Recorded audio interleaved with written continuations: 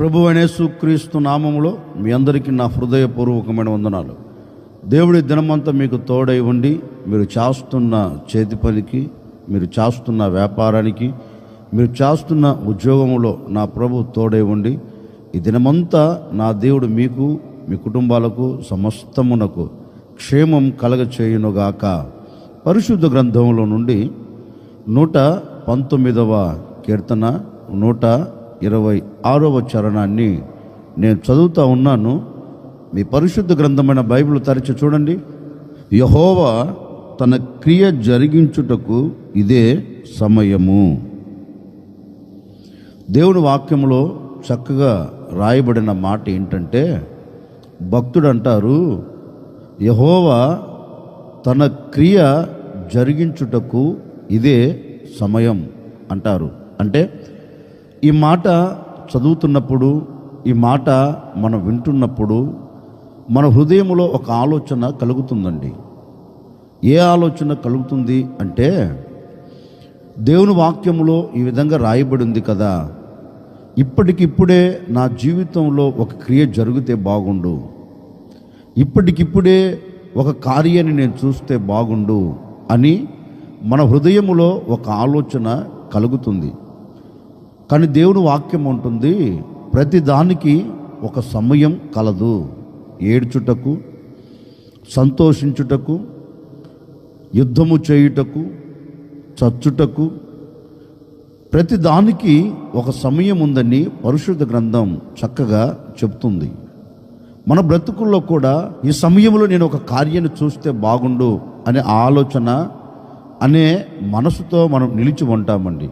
బహుశా మీ ఆలోచనను ఎరిగాడేమో, మీ హృదయ తలంపును నా దేవుడు గుర్తించాడేమో. అందుకే ఈ ఉదయకాల సమయంలో దేవుడు మీతోనే చెప్తున్నాడు, ఈ మాటలు వింటున్న నీతోనే చెప్తున్నారు, నేను నీ ఎడల క్రియ జరిగించబోతూ ఉన్నాను.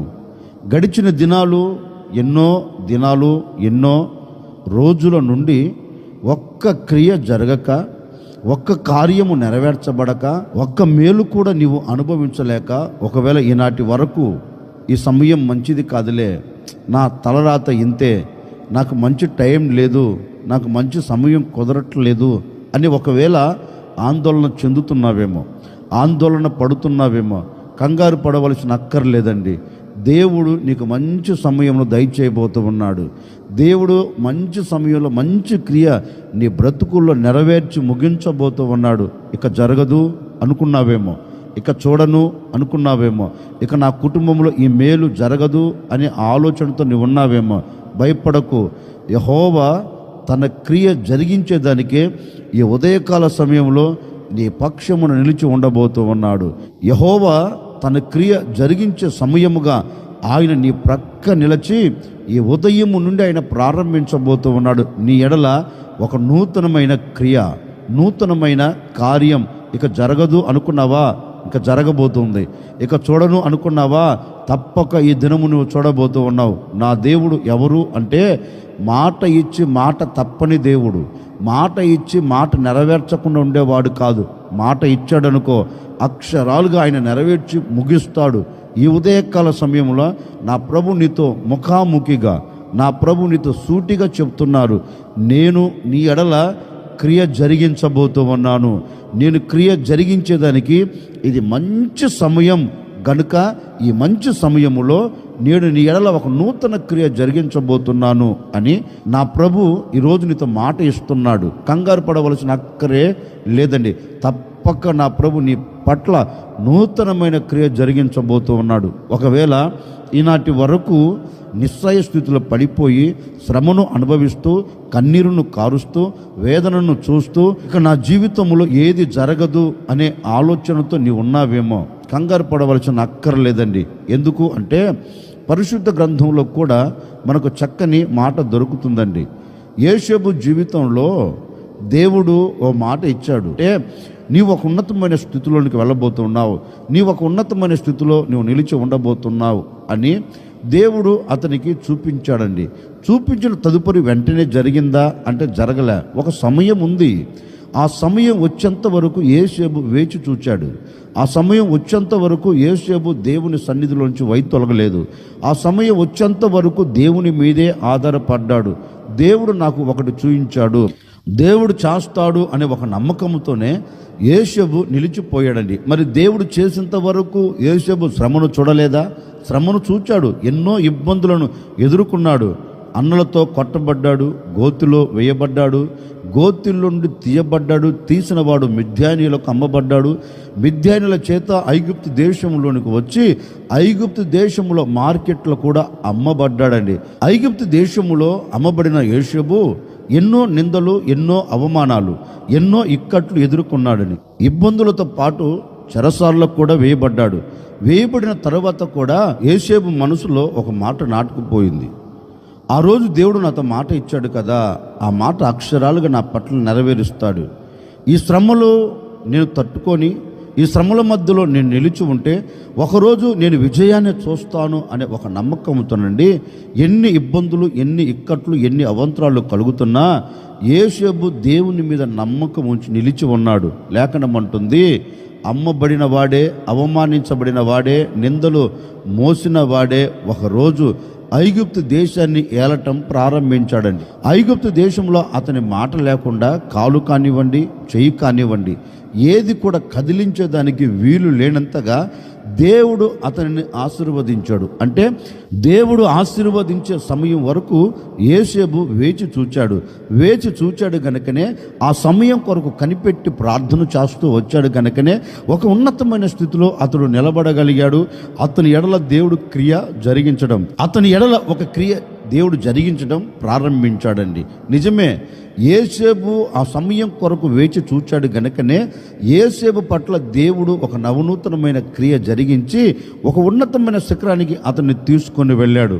ఈ ఉదయకాల సమయంలో నేను కూడా మీతో చెప్పాలి అనుకున్న నా దేవుని మాట ఏంటంటే, ఒకవేళ ఈనాటి వరకు ఎన్ని ఇబ్బందులు ఎదుర్కొంటున్నావో, ఎంత అవమానాన్ని భరిస్తున్నావో, ఎంత కన్నీరు కారుస్తూ వచ్చావో, ఎంత వేదనను అనుభవిస్తూ వచ్చావో, ఏ కార్యము జరగక, ఏ కార్యము నువ్వు చూడక, ఒకవేళ నీవు వేదన పడుతూ అడుగులు వేస్తూ అంధకారంలోనికి దిగజార్చబడుతూ వస్తున్నావేమో నాకు తెలియదండి. ఈరోజు ప్రభు మీతో చెప్పమన్నారు. ఒక సేవకుడిగా నేను కూడా మీతో చెప్తున్నాను, ఇప్పటి వరకు దేవుడు సమయం కొరకు నువ్వు ఎదురు చూడలేదేమో, ఇప్పటి వరకు దేవుని మీద నీవు ఆధారపడలేదేమో, ఇప్పటి వరకు దేవుని మీద నీ మనసును నిలబెట్టలేదేమో.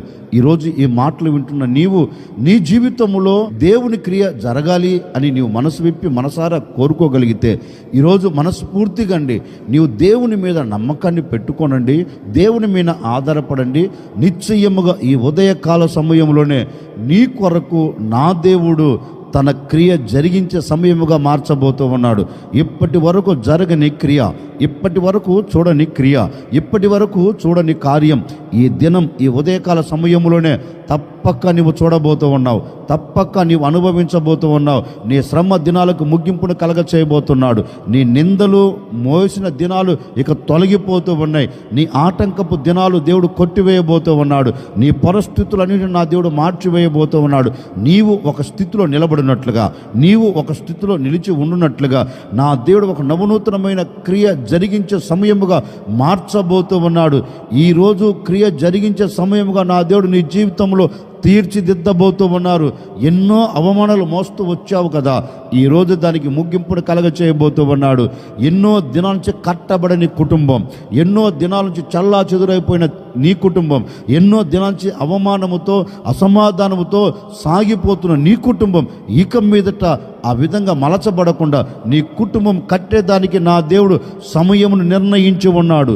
నీవు సమాధానంతో బ్రతికేదానికి దేవుడు ఒక సమయం నిర్ణయించి ఉన్నాడు. అదే ఈ ఉదయకాల సమయంలో ఆయన నీ పట్ల కార్యము జరిగించబోతూ ఉన్నాడు. మీ కుటుంబాలన్నీ చక్కగా కట్టబోతూ ఉన్నాడు. మీ కుటుంబాలన్నింటినీ ఐక్యతతో నింపబోతూ ఉన్నాడు. మీ కుటుంబాలన్నింటిలో సమాధానాన్ని నిలబెట్టబోతూ ఉన్నాడు. నీవు నీకు కలిగిన సమస్తం ఆనందకరంగాను సంతోషకరంగాను సాగి వెళ్ళునట్లుగా నా ప్రభువైన యేసుక్రీస్తు నీ ఎడల క్రియ జరిగించే సమయముగా మార్చి మీ కుటుంబాలన్నిటికీ నెమ్మదిని కలగ చేయబోతూ ఉన్నాడండి. ఇక జరగదు అనుకుంటున్నావు కదా, జరిగించి చూపెట్టబోతూ ఉన్నాడు. ఇక చూడను అనుకుంటున్నావు కదా, నీవు చూచేటట్లుగా నా దేవుడు నీ ఎడల క్రియ జరిగించబోతూ ఉన్నాడు. నీ ఎడల క్రియ జరిగించుటకు ఇదే మంచి సమయం. ఈ మంచి దినమున, ఈ మంచి సమయమున, ఈ మంచి శుభవేళ నా దేవుడు శుభవార్త నీకు చెబుతూ ఉన్నాడు. నీ ఎడల నేను క్రియ జరిగించబోతూ ఉన్నాను. జరగనివన్నీ నేను జరిగించి నీకు సంతోషాన్ని ఇవ్వబోతూ ఉన్నాను. జరగనివన్నీ నేను నీకు చూపించి నువ్వు ఆనందపడేటట్లుగా నేను అద్భుతం జరిగించబోతూ ఉన్నాను. నిశ్చయముగా ఇది క్రియ జరిగించే సమయముగా, నీ ఎడల నూతనమైన క్రియ జరిగించే సమయముగా నా దేవుడు మార్చునుగాక. ఎందరైతే కోరుకుంటున్నారో ఈ ఉదయకాల సమయం నుండి నా ప్రభు నా పట్ల క్రియ జరిగిస్తే బాగుండు, నా ప్రభు నా ఎడల ఒక అద్భుతం చేస్తే బాగుండు, ఎందరైతే కోరుకుంటున్న ప్రతి కుటుంబంలో నా దేవుడు మంచి కార్యమును జరిగించబోతూ ఉన్నాడు. మంచి అద్భుతాన్ని నువ్వు చూచేటట్లుగా దేవుడు కార్యం నెరవేర్చబోతూ ఉన్నాడు. ఈ దినమున నీవు దానిని చూచి ఆనందకరంగా సాగి వెళుదువుగాక, సంతోషకరంగా నువ్వు బ్రతుకుదువుగాక. అందుకే మన పితరుడైన అబ్రహాము జీవితంలో కూడా ఒక సంఘటన జరిగిందండి.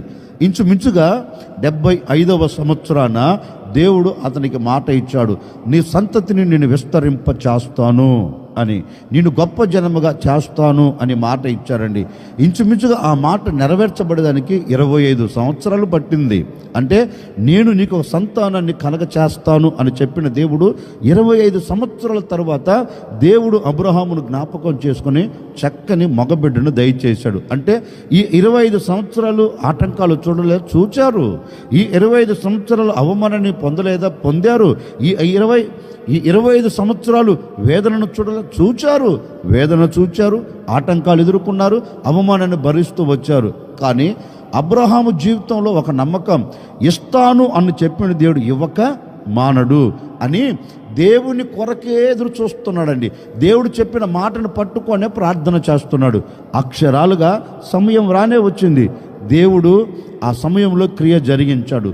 ఈరోజు కూడా అండి, నీవు దేవుని వైపు చూచి, అయ్యా ఇప్పుడు నాకు మాట ఇచ్చావు కదయ్యా, ఇప్పుడు నెరవేరుస్తానని చెప్పావు కదయ్యా, మరి నా పట్ల నెరవేర్చు అని దేవుని వైపు చూచి ఆ సమయం కొరకు నువ్వు ప్రార్థన చేస్తే నిశ్చయముగా ఆ సమయం ఎప్పుడో కాదండి, ఈరోజే ప్రారంభించబోతూ ఉన్నాడు. నీ వ్యాపారం కొరకు అడుగుతావో, నీ కుటుంబం కొరకు అడుగుతావో, నీ చేతి పని కొరకు అడుగుతావో, నీ ఉద్యోగ విషయంలో అడుగుతావో, నీ ఆత్మ సంబంధమైన జీవిత విషయంలో నీవు అడుగుతావో, నీవు ఏది అడిగినా ఈరోజు నీవు ఏది దేవుని పాదాలు పట్టుకొని మొరపెట్టినా అక్షరాలుగా నా ప్రభువు అయిన యేసుక్రీస్తు నీ ఎడల తప్పక ఈరోజు క్రియ జరిగించబోతూ ఉన్నాడు. ఆయన క్రియ జరిగించుటకు ఇదే సమయం. ఈ సమయంలోనే నీ పట్ల క్రియ జరిగించి ఆయన ముగించబోతూ ఉన్నాడు. మీ కుటుంబాలన్నిటి పట్ల నా దేవుడు మంచి క్రియ జరిగించి మీ నోటి నిండా ఆనందాన్ని కలగచేయునుగాక. ఆశ్చర్యకరుడు మీకు స్తోత్రాలు చెల్లిస్తూ ఉన్నాం.